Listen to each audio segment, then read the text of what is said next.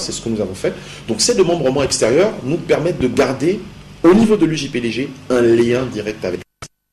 Et puis, pour revenir sur les Gabonais de l'étranger, je ne pense pas que être à l'étranger signifie être étranger aux réalités. Donc naturellement, attention, le ministre en charge des Gabonais de l'étranger, je crois, effectue une tournée au cours de laquelle il a pu échanger avec les compatriotes et surtout enregistrer les doléances, les griefs formulés par ces compatriotes-là, qui sont, comme je le dis, qui ne sont pas étrangers à nos aussi de savoir que le gouvernement dit des ambitions sociales, nommé par le président Ali Bongo Ondimba, le gouvernement Onaondo, on a enregistré la création de ce ministère en charge des Gabonais de l'étranger. Est-ce qu'il a des moyens, ce ministère? Le président de la République a à cœur, justement, les problématiques résidant dans la Libye. Il s'agit d'un engagement qu'il avait souscrit en 2009. Il l'a tenu. Maintenant, laissons le temps au ministre Tapoyo d'organiser sa feuille de route aussi, de la soumettre au président.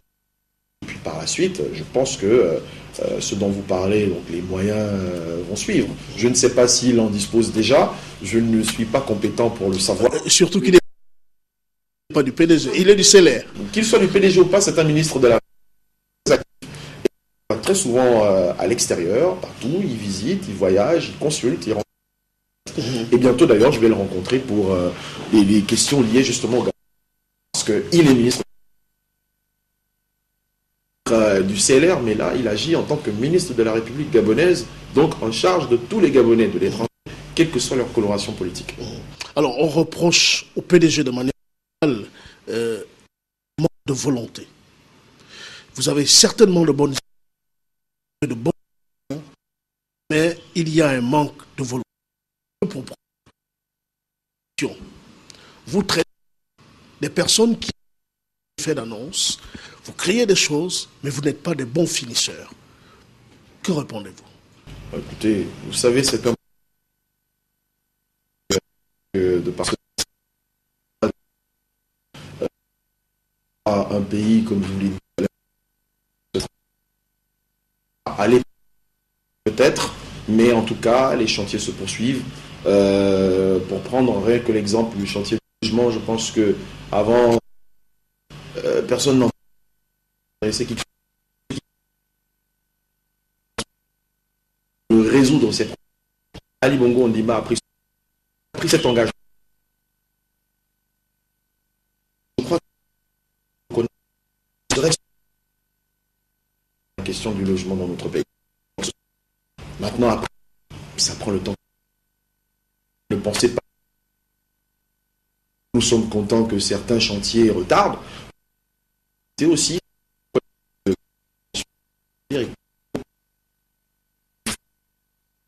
cette vitesse de croire.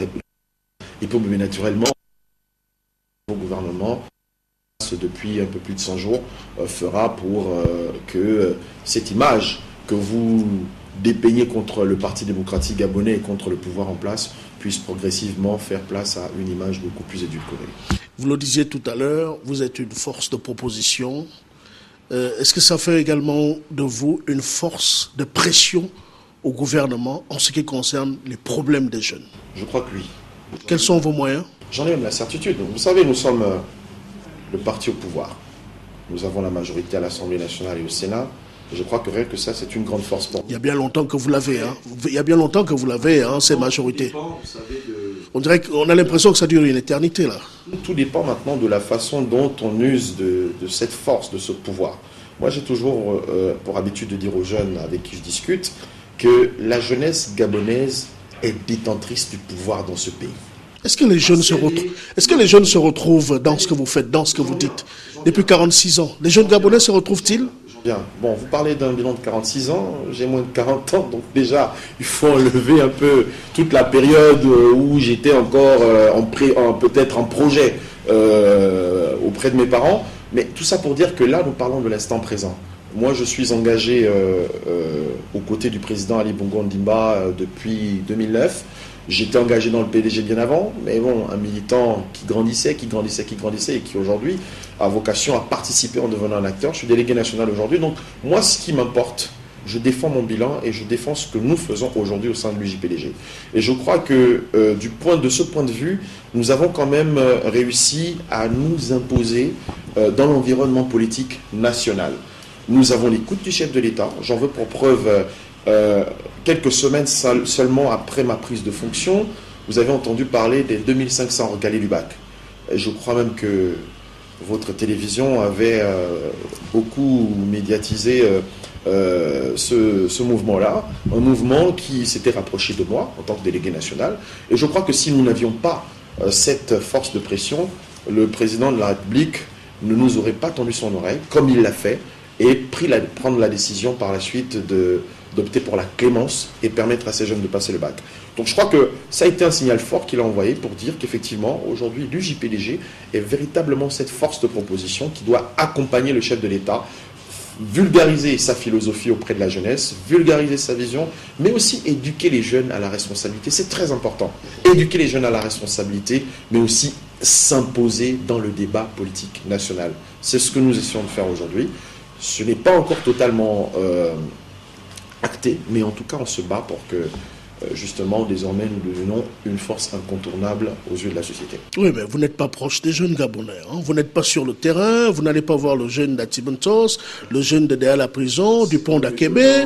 Est-ce que vous prenez seulement en compte les jeunes d'Akanda, de la Sablière, de la Cité d'Amas je ne sais pas. Je pense qu'on vient de dire, vous savez, chez les jeunes, il y a une expression, on dit LOL. Donc j'ai envie de vous dire LOL. Pourquoi? Parce que je vous parlais tout à l'heure, au début, lors de votre première question, de la caravane au cœur de nos réalités. Lorsque nous sommes arrivés à la tête de l'UJPDG, le président nous a dit, vous avez peut-être la responsabilité des jeunes militants du PDG, mais je voudrais que vous pensiez aux autres jeunes, que cette responsabilité, cette compétence soit étendue à l'ensemble de la jeunesse. Il faudrait que vous leur parlez, que vous les écoutez, que vous vous appropriez leurs problèmes et qu'ensuite on essaye de les résoudre. Donc nous avons lancer cette caravane dans plusieurs quartiers. Nous sommes allés à Cocotier, nous sommes allés à Tonabé, nous sommes allés à Bel Air, nous sommes allés au Lac Bleu, nous sommes allés à Montarlier, nous sommes allés à Bizangoraï. Nous avons fait vraiment le tour, mais véritablement le tour le tour du Gabon et plutôt le tour de Libreville et de ses environs. Et sincèrement dire aujourd'hui que nous ne pensons qu'aux jeunes de la Sablière et la Kanda, c'est une insulte un peu... C'est ce qui se dit. Hein. Nous sommes la voix des sans-voix, nous sommes la voix du peuple. Je crois que c'est ce qui se dit dans les cafés de commerce, pour ne pas dire dans le Congo-Ça. Parce que si vous allez vous adresser aux jeunes de ces différents quartiers que je viens d'énumérer, ils vous confirmeront qu'effectivement, nous sommes allés les voir, nous sommes allés les revoir. Parce que lors de la caravane de Noël pour tous, nous avons refait le tour de tous ces quartiers parce que nous avons gardé un lien direct avec l'ensemble des jeunes de ces quartiers-là. Récemment encore, nous étions au quartier AVA où nous avons participé à la construction de 5 dodanes, des dodanes qui étaient tombées en désuétude totalement et qui créaient des accidents de la circulation. Donc lors d'une rencontre de proximité avec ces jeunes, c'est la principale doléance qu'ils nous avaient posée en disant que vraiment, si on peut faire quelque chose, c'est ça, parce qu'ils en ont marre que les petits puissent circuler en toute insécurité et avec la présence de nombreux chauffards, ce n'était pas évident. Donc nous avons participé à cette opération et la semaine dernière nous y étions pour livrer les dodanes et nous sommes très, très satisfaits de l'avoir fait parce que c'est aussi notre responsabilité d'éduquer les jeunes à la responsabilité.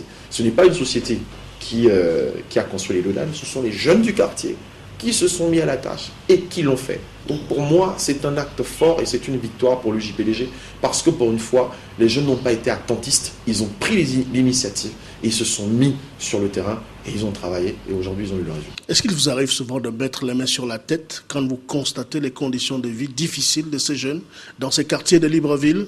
Je ne parle pas de ceux d'Ovendo, de ceux d'Akanda, encore moins ceux de l'intérieur du pays. Mettre les mains sur la tête, ça dépend. Vous savez qu'ils vivent dans les conditions difficiles. Peut-être, non. Vous savez, mettre les mains sur la tête devant la détresse sociale de quelqu'un, c'est une insulte. Hein. Pour moi, c'est une moquerie. Donc, je ne vais pas mettre les mains sur la tête. C'est simplement que je constate le désastre et la désolation. Et c'est pourquoi, d'ailleurs, aujourd'hui, je salue la volonté du président de la République d'avoir mis en avant, en priorité, le pacte social. D'avoir mis en priorité le social parce que je crois que on a longtemps fait de la politique dans ce pays, et qu'il était temps quand même qu'on pense à régler les problèmes du Gabonais moyen. Et justement, la stratégie nationale d'investissement humain qui a été présentée au président par le cabinet McKinsey est une preuve palpable, puisqu'à l'intérieur, vous avez en contenu non seulement le diagnostic, mais aussi les solutions qui sont proposées pour régler justement progressivement ces problèmes-là. Il ne s'agit pas pour l'État de devenir l'assistant éternel des familles, mais c'est simplement pour l'État d'accompagner ces familles-là vers l'autonomisation, vers la sortie de crise sociale, et pour que ces familles puissent devenir non seulement autonomes et qu'elles se prennent en charge. Est-ce que vous substituez en État en allant sur le terrain et à quel niveau est-ce que vous jouez votre partition en tant que UJPDG dans ce pacte social que Ali Bongo Ondimba propose au Gabon? Nous n'avons pas vocation à nous substituer. Pacte social qui, pour certains, semble une vue de l'esprit. Nous ne nous substituons pas au gouvernement parce que déjà nous n'en avons pas le pouvoir ni les moyens. Nous faisons simplement notre travail. Nous avons une feuille de route qui est fixée par le distingué camarade président du parti, au premier rang desquels aller sur le terrain. Donc naturellement, nous allons sur le terrain. Mais cela ne nous empêche pas de consulter la hiérarchie de notre parti sur les orientations à donner ou peut-être sur la méthodologie à entreprendre ou à appliquer lorsque nous allons sur le terrain rencontrer les jeunes, ou quelles sont les actions qui sont de notre compétence à poser, ou quelles sont celles qui nous obligent peut-être à directement nous adresser au gouvernement de la République. Donc vraiment nous connaissons la frontière de notre champ d'action et nous ne nous permettrons jamais de la dépasser pour nous substituer aux autorités du gouvernement. Alors dernièrement vous avez organisé différentes assises, les universités d'été, la journée de l'entreprise. Est-ce que vous pouvez nous en parler ?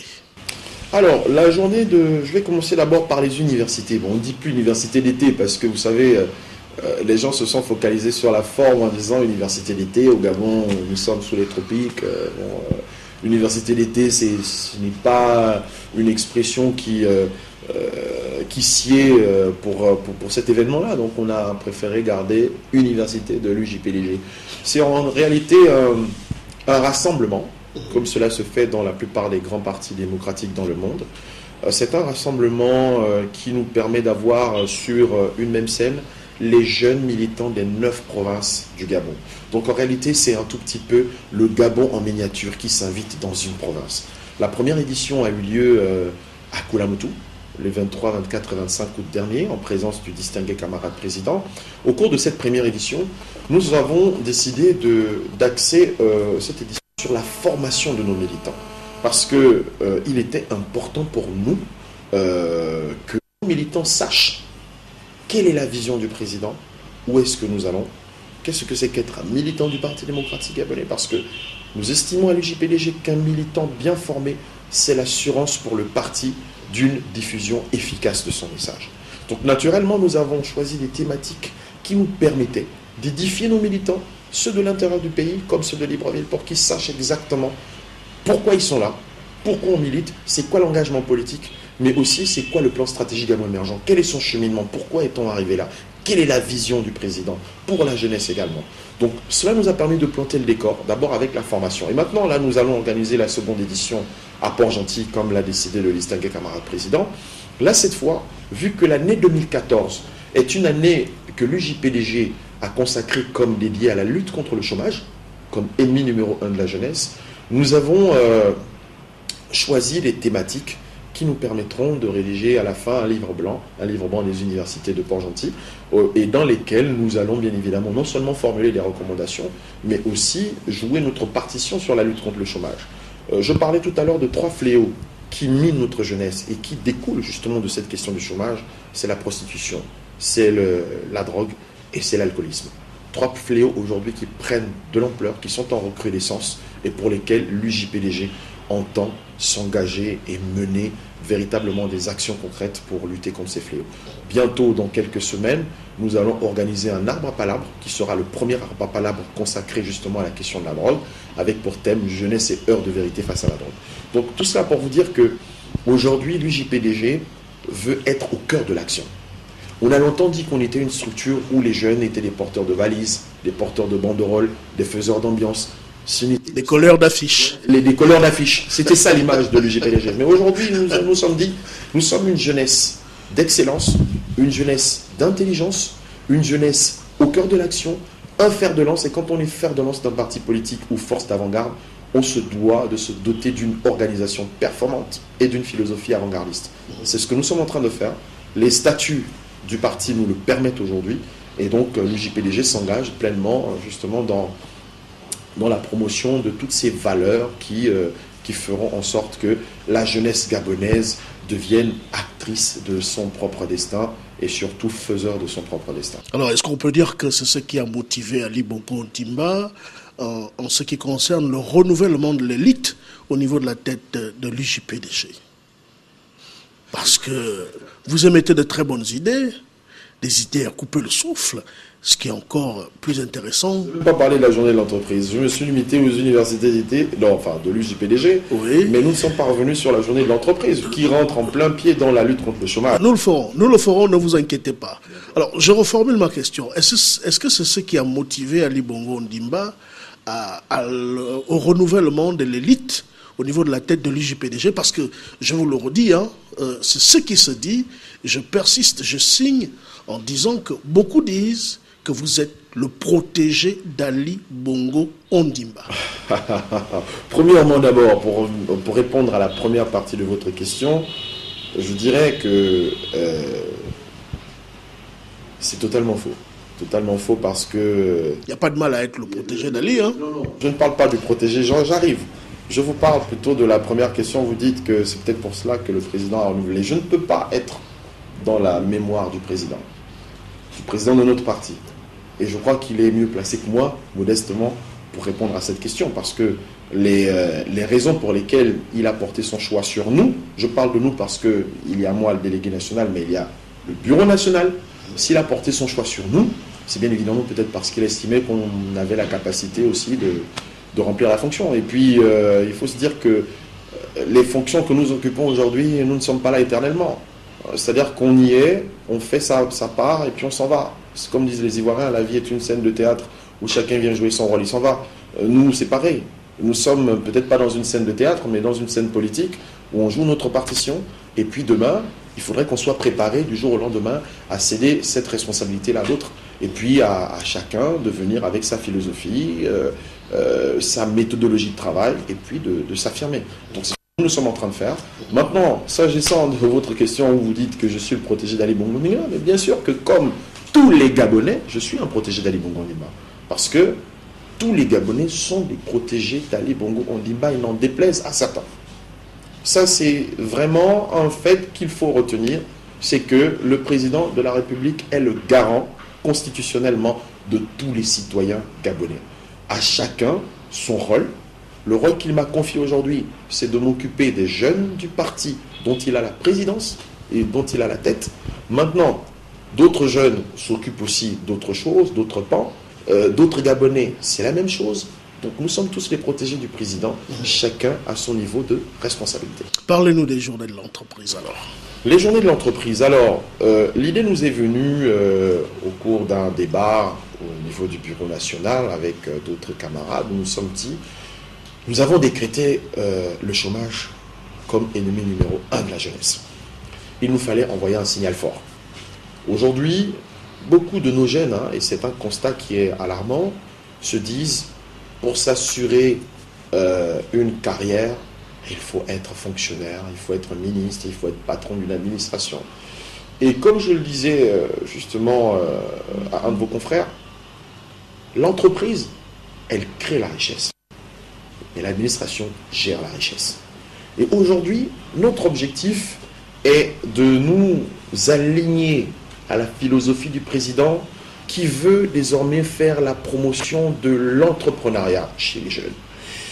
Je crois que d'ailleurs, le projet incubateur d'entreprise qui verra le jour très bientôt a été décidé et initié par le chef de l'État, en est une preuve palpable. Et l'UJPDG avait ce devoir de commencer un esprit d'entreprise à nos jeunes des lycées et collèges. C'est pourquoi vous avez vu que le public cible au cours de cet événement-là était des lycéens de première et terminale et des étudiants du supérieur, plus précisément des instituts et des grandes écoles. Notre objectif, c'était lequel? C'était de faire en sorte que ces jeunes se confrontent, si vous voulez, à des personnalités, chefs d'entreprise, patrons d'entreprise, entrepreneurs, qui soit sont à la tête de leur propre business ou ont été propulsés comme responsables d'entreprise après un parcours éclatant et brillant. Donc, des success stories qui se sont chacun exprimés et qui ont donné des envies à certains jeunes, qui ont permis de faire rêver ces jeunes. Parce qu'il ne faut pas se voiler. Nous tous, en étant tout jeunes, nous sommes toujours identifiés à des personnalités extérieures. Moi, par exemple, je disais je voulais être comme Bill Gates ou comme le fabricant de Apple, comme c'est Steve Jobs, ou comme Arnold Schwarzenegger, comme des acteurs, des joueurs de basket ou quoi que ce soit. Mais notre objectif à l'UJPDG, c'était de montrer à ces jeunes que nous avons des modèles de réussite, nous avons des stars qui sont locales. Mais des stars qui malheureusement ne sont pas mises en lumière. Des stars qui évoluent dans la clandestinité parce que peut-être en étant entrepreneur, en étant businessman ou patron, c'est peut-être l'état d'esprit dans lequel ils sont. Et notre objectif ce jour-là était de faire en sorte qu'ils soient un peu les stars et qu'ils parlent de leur parcours, de leur réussite à ces jeunes. Je prendrai le cas de monsieur Jean-Baptiste Bicalou, qui est à la tête aujourd'hui dans l'Empire. Il emploie 800 Gabonais. Il a eu à faire un prêt dans une banque, la banque lui a fait confiance. Il a monté son business, mais regardez, aujourd'hui, nous avons des stations Pétro-Gabon un peu partout. Merci pour la publicité. Oui, peut-être. Mais non, mais je le dis parce que, bon, indépendamment du fait qu'il soit président de la Chambre de commerce, c'est l'exemple par excellence de quelqu'un qui n'est pas parti du statut de salarié pour devenir patron, mais qui a créé sa propre boîte et qui aujourd'hui est à la tête d'un empire. Il y en a plein, il y a plusieurs exemples, je ne vais pas les citer tous, mais en tout cas, l'objectif ce jour-là, c'était de montrer à nos jeunes frères qu'on peut devenir patron de sa propre entreprise ou être salarié d'une entreprise et évoluer socialement si tant est qu'on respectait un certain nombre de critères, l'éthique et aussi certaines valeurs qui leur ont été conseillées par justement ces personnalités qui étaient présentes. Maintenant, après, à l'issue de cette première édition, il y a eu des recommandations. La première phase consistait à mettre face à face des chefs d'entreprise avec des jeunes. Maintenant, la deuxième phase, sur laquelle nous sommes en discussion avec certains d'entre eux, dont Madeleine Baird, qui est la présidente de la Confédération patronale gabonaise, c'est de voir dans quelle mesure organiser des stages découvertes et d'immersion pour des jeunes, des élèves qui sont encore en classe de 3e, de première et de terminale. Des stages qui dureraient 3 semaines. C'est un système qui fonctionne très bien dans des pays occidentaux et je crois qu'il est tout dans notre intérêt au niveau du Gabon de faire peut-être l'immersion de cette expérience au niveau du Gabon. Ça permet quoi? Ça donne la possibilité aux jeunes, d'abord, de se mettre pleinement dans l'environnement entrepreneurial, de voir comment fonctionne une entreprise, et puis peut-être de susciter en lui sa future vocation, soit en tant qu'entrepreneur, soit en tant que salarié d'une entreprise et futur patron. D'ailleurs, à l'issue de cette première édition, j'ai eu l'occasion de me rendre au lycée technique national Omar Bongo, où j'ai vécu une expérience extraordinaire, puisque les jeunes qui ont pris part à la journée de l'entreprise étaient en tout cas un groupe de jeunes qui avaient constitué une junior entreprise, c'est-à-dire une mini-entreprise. C'est un programme qui est piloté par une organisation américaine appelée GA, Junior Achievement, et le principe c'est que ce sont des élèves qui sont dans les conditions en fait d'une entreprise où vous avez un directeur général, des DG adjoints, en tout cas tout le staff d'une entreprise, avec une activité principale qui était la production de biens et services. Et parmi lesquels la fabrication d'objets tels que des barbecues, des objets d'art, des tableaux ou quoi que ce soit.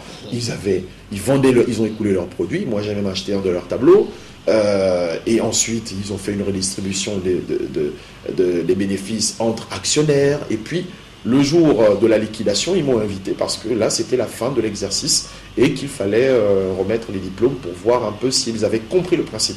J'ai trouvé cela très original parce que dès le lycée, on leur apprend déjà comment on gère une entreprise. Et ça favorise l'apprentissage à la responsabilité et à l'autonomie. Parce qu'un jeune qui est autonome financièrement devient indépendant de l'État et indépendant de ses parents. Et je crois que c'est aujourd'hui la philosophie du chef de l'État que nous devons soutenir. Et l'UJPDG a tenu à travers cette journée d'entreprise de le matérialiser.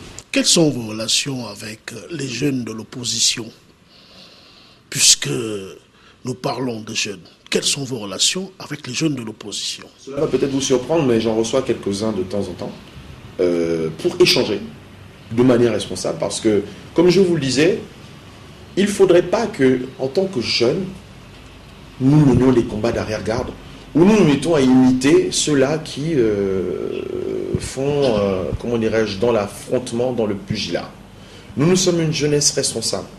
Et je crois que nos jeunes amis de l'opposition ont compris la philosophie des jeunes du Parti démocratique gabonais.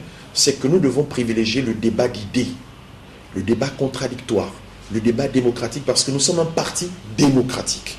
Et dans un parti démocratique, le principe du contradictoire fait partie justement des principes directeurs. Et c'est pourquoi justement, récemment encore, j'ai demandé à ces jeunes-là s'ils étaient prêts à animer ou alors à participer à un débat. Oui, mais sur et dans quelle tribune? Sur quelle tribune? Tout dépend, il faudrait qu'on se mette d'accord là-dessus. Après, tout dépend. Ça peut être à TV+, ça peut être à Gabon Télévision, ça peut être à Télé Sud, ça peut être Africa 24, je ne sais pas. Tout dépendra maintenant du cadre et du format. L'essentiel n'est pas de savoir si on débat sur une chaîne pro-gouvernementale ou pro-opposition. Le plus important, c'est le contenu de cette rencontre et ce sur quoi nous allons débattre. Parce que pour moi, il est important qu'on montre que les problématiques de jeunesse, les batailles de la